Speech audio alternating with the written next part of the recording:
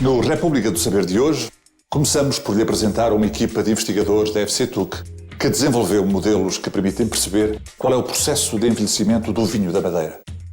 Uma questão fundamental quando falamos num vinho com um processo de envelhecimento longo. O modelo agora desenvolvido pode ajudar na adoção de medidas caso surja algum problema no processo de envelhecimento e evitar perdas económicas. O projeto surgiu de um consórcio formado por 3 entidades, a Madeira Wine Company, que tem um interesse em conhecer o seu produto e a forma como se processa o envelhecimento do vinho. A Universidade da Madeira desenvolveu métodos que de alguma forma têm a capacidade para gerar esses dados potencialmente informativos e o nosso grupo que basicamente tem experiência e desenvolveu já várias abordagens para, partindo desses dados, tentar descobrir qual é a informação útil que eles eventualmente contêm para resolver os problemas em questão. Em primeira instância, procura-se ganhar mais conhecimento sobre o processo de envelhecimento do vinho de Madeira. Portanto, é um processo já centenário, as pessoas já o fazem de uma forma sistemática, já há procedimentos que nós sabemos que resultam, mas ainda há também, por outro lado, um desconhecimento relativo sobre a complexidade das reações que ocorrem durante o envelhecimento. E o que nós procuramos aqui, portanto, fazer é, a partir dos dados recolhidos, tentar extrair informação útil sobre esses dados que nos permitam ganhar conhecimento sobre, por exemplo, quais são os compostos que estão presentes e que têm uma dinâmica mais interessante no sentido de explicar os fenómenos de envelhecimento do vinho de Madeira, quais são os que vão, por exemplo, aparecendo, quais são os que vão desaparecendo ao longo do tempo. O meu nome é Marco Reis, eu sou docente do Departamento de Engenharia Química da Universidade de Coimbra.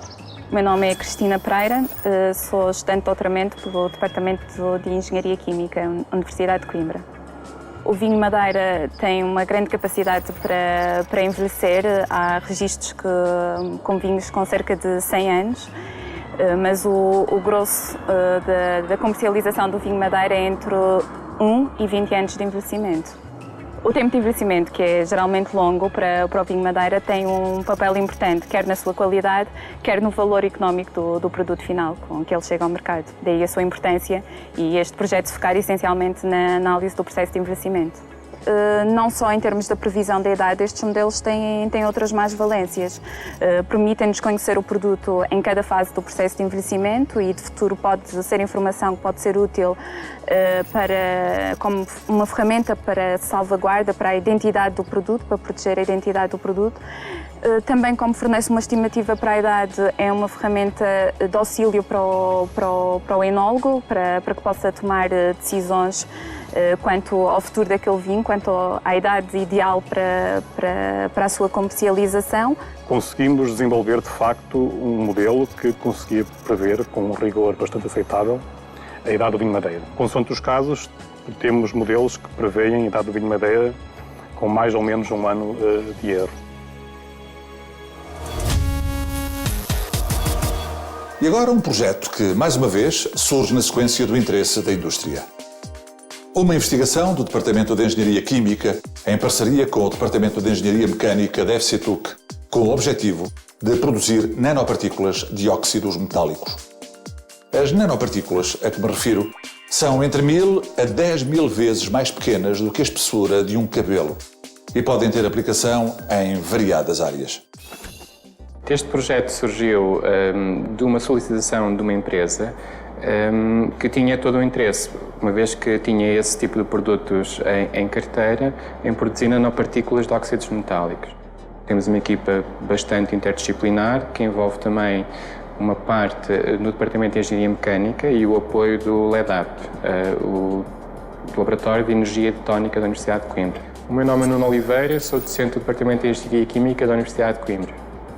Nanopartículas são partículas de dimensões muito pequenas, portanto, quando comparadas com dimensões de objetos que nós estamos habituados no dia-a-dia, como, por exemplo, a espessura de um cabelo, que está talvez no nosso limiar de detecção, na nossa visão, nós estamos a falar de partículas que têm tamanhos ainda mais pequenos, portanto, são cerca de 1000 vezes a 10 mil vezes mais pequenas.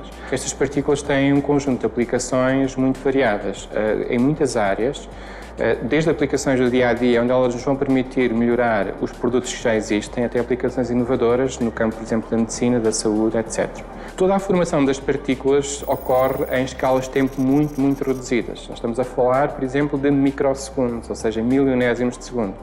Nós só conseguimos perceber o que aconteceu a posteriori. Portanto, isto torna-se uma história de detetives, onde nós vamos tentar reconstruir aquilo que aconteceu a partir de evidências que nós recolhemos, tentar formar um puzzle consistente com todas as peças, e só quando temos essa informação toda de forma consistente é que conseguimos, enfim, pensar que conseguimos descrever a realidade.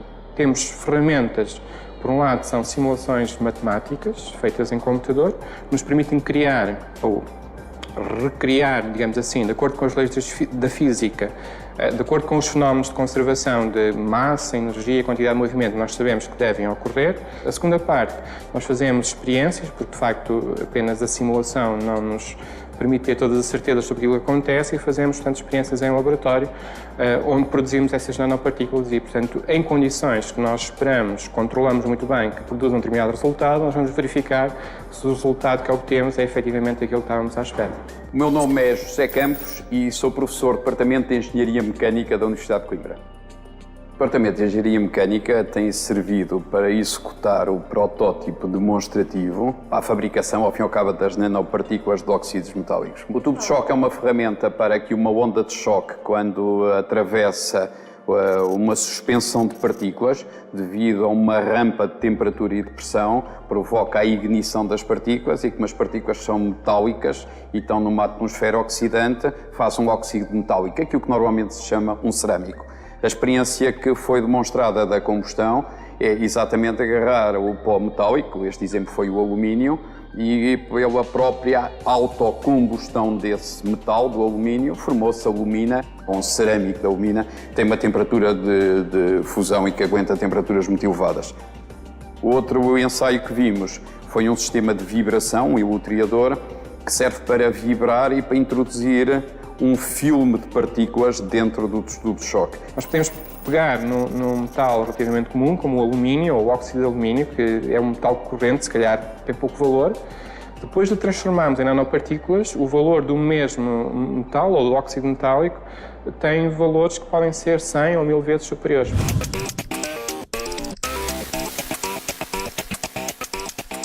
O que é um aerogel? Um aerogel é um material com muitos poros, muitos buracos. Tem mais buracos que material sólido, o que faz com que seja muito leve e, ao mesmo tempo, não transmita o calor. Ou seja, eu posso colocar a mão de um lado e a mão quente, e do outro lado não sinto a transferência de calor para o outro lado. Mas como é que isso é possível? Porque o ar não transmite o calor. O calor vai ter grande dificuldade em atravessar esses vazios, portanto, é um excelente isolante para qualquer tipo de aplicação desse nível. Se eu mandar essa bola contra o aerogel, ela passa esses buracos? Não! Claro que não, porque o aerogel, apesar de ter esses poros todos, o sistema de poros é muito complexo e é assim como um labirinto. E o labirinto é tão confuso que, se mandasse qualquer coisa contra o aerogel, ela ficava lá presa e nunca mais saía de lá. E para que é que serve um aerogel? Um aerogel pode servir para muitas coisas. Olha, pode servir para enfeitar lá em casa, mas não é essa a principal função. É assim, o aerogel ultimamente tem sido muito explorado para todos os tipos de aplicações de isolamento de superfícies. Quer seja na Terra, também pode ser usado no espaço. Uau! No espaço? Para ajudar os astronautas? O que se pretende é que o astronauta não sinta as variações de temperatura que existem no espaço. Está um bocadinho frio em Marte, portanto, os fatos ajudam-nos a estar isolados do ambiente tão agreste que é o espaço. Com as limitações que hoje existem ao nível das matérias-primas, quanto melhor for o rendimento de um processo, melhor será para a indústria. Consequentemente, melhor será para o planeta. Esta é uma abordagem de estudo recente da engenharia química, um projeto europeu de elite, onde se desenvolvem e aplicam novas tecnologias que aperfeiçoam processos industriais. Meu nome é Cristina Gaudêncio, Batista. Sou professora do Departamento de Engenharia Química da FCTUC. Na investigação científica e, nomeadamente, em engenharia química, nós temos diferentes áreas que podemos abordar. Nós podemos começar por falar no desenvolvimento de novos produtos, ou podemos pensar nos processos que já existem em como os melhorar. Queremos melhorá-los a nível, por exemplo, do rendimento, ou seja, obter a partir de uma dada matéria-prima mais do nosso produto desejado, reduzindo o número de compostos secundários. Um outro aspecto que também é importante é a redução de consumo de energia. Esta investigação centrou-se não em todo o tipo de reações, mas em reações líquido-líquido. Temos 2 reagentes em fases diferentes. E, para além da reação química, nós vamos ter que transferir um dos reagentes da fase em que está presente para a outra fase. Essa transferência deve ser rápida para não ser ela que controla a velocidade global do processo. E depende das propriedades dos compostos, físicas e químicas, mas depende também muito da área interfacial, ou seja, da área de contacto entre as diferentes fases. E é aí que surgem estas novas tecnologias que estamos a testar. Elas vão querer aumentar essa área interfacial, criando uma dispersão de uma das fases, de modo a facilitar a transferência de um dos reagentes para a outra fase, para depois reagir. Quanto mais rápido for este processo, entendemos que também estamos a facilitar ou a melhorar o rendimento, aumentando também a seletividade. Esta área de investigação é uma das áreas mais recentes a nível da engenharia química. Tudo começou com a ideia de reduzir a dimensão das fábricas e, com isso, melhorar o seu desempenho. Mas um outro aspecto é também passar por conciliar diferentes peças de equipamento numa peça única. Por exemplo, procedemos à reação química. À saída temos os produtos, temos os reagentes que ainda não foram transformados. As empresas não podem vender essa mistura aos clientes, têm que fazer uma separação. Então, na intensificação de processos, têm sido desenvolvidos novos equipamentos que, num único, conciliam a reação, por exemplo, e a separação. Outras vantagens que posso referir: se tivermos 2, temos que transportar os compostos entre as 2 peças de equipamento, através de tubagens, gastando energia na bombagem, apresentando os riscos de poder acontecer uma fuga. Claro está, se aumentamos a segurança, para o ambiente, estamos a aumentar também a segurança para as pessoas que trabalham na fábrica. Estamos a aumentar também a segurança para a comunidade, em torno de toda essa fábrica. E essa vem sendo uma preocupação da indústria química e da engenharia química nos anos mais recentes.